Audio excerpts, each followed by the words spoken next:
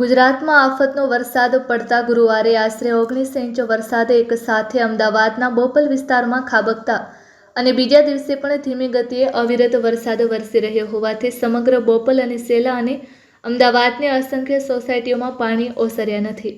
આજે ત્રીજા દિવસે પણ ઝરમર વરસતા વરસાદમાં આજે પણ ઘૂંટણ સુધી પાણી ભરાયેલા છે. પોલીસ અને એએમસીએ બેરિકેડ મૂકીને ભયજનક રસ્તા બંધ કરાયા હતા. પાણીના ભરાવાથી 2 દિવસ સુધી લોકો ઘરમાં જ પૂરાયેલા રહ્યા હતા. બીજા દિવસે પણ વાહન ચાલકો પાણીમાં ફસાયેલા જોવા મળ્યા.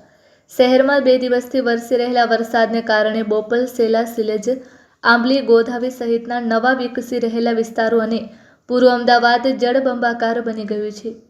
ખાસ તો આંબલીથી ગોધાવી સુધીમાં 4 થી 5 ફૂટ સુધી પાણી ભરાઈ જતા સોસાયટીઓના રહીશો ત્રાહિમામ પોકારી ઉઠ્યા છે. સ્થિતિ ગંભીર બનતા ઇન્ડિયન આર્મી ઉતારવી પડી હતી. આ સિવાય પાણી ભરાઈ જવાથી ફસાયેલા અનંત ઇન્ટરનેશનલ યુનિવર્સિટીની હોસ્ટેલના વિદ્યાર્થીઓ પણ આર્મી જવાનોએ સલામત બહાર કઢાવ્યા હતા. બીજી તરફ કમિશનરે સ્પષ્ટ કહ્યું હતું કે બોપલમાં પાણી ક્યારે ઉતરશે તે નક્કી નથી. કુલ 126માંથી 52 સોસાયટીમાંથી પાણીનો નિકાલ થઈ રહ્યો હોવાનો દાવો કરવામાં આવ્યો છે. શહેરમાં ગુરુવારે આશરે 19 ઇંચ એક સાથે વરસાદ પડ્યો હતો અને બીજા દિવસે શુક્રવારે સરેરાશ 2 ઇંચ વરસાદ પડ્યો હતો અને આજે શનિવારે પણ ઝરમર વરસાદ વરસી રહ્યો છે. તેથી 126 સોસાયટી અને 148 સ્થળે પાણી ભરાઈ ગયા હતા. વરસાદ અને પવનને કારણે છેલ્લા 2 દિવસમાં 129થી વધુ ઝાડ પડી ગયા હતા, જ્યારે કઈ ઝાડની ડાળીની તૂટી પડવાની કરિયાદો નોંધાઈ હતી. Report by Ashwin Limbachiya, Ahmedabad.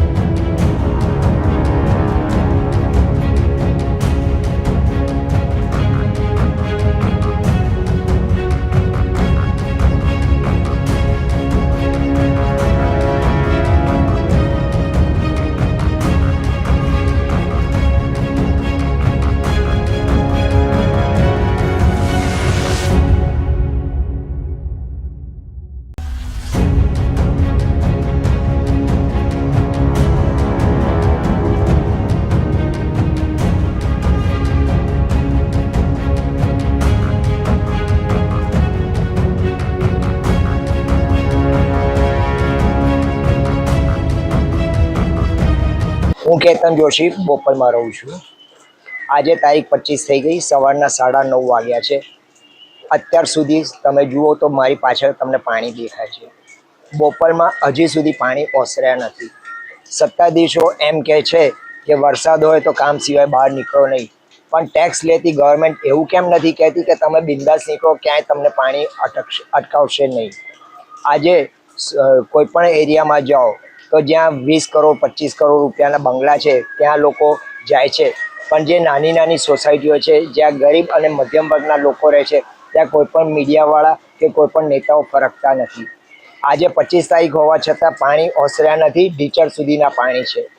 10 કરોડ 15 કરોડના બંગલાવાળાને 10,000 15,000નું નુકસાન એ નુકસાન ના કહેવાય, પણ જે 20 લાખ 25 લાખના મકાનોમાં રહે છે કે જે ભાડાના મકાનોમાં રહે છે, રોડનું લાઈને ખાય છે, એ લોકો માટે આ નુકસાન વધારે પડતું કહેવાય.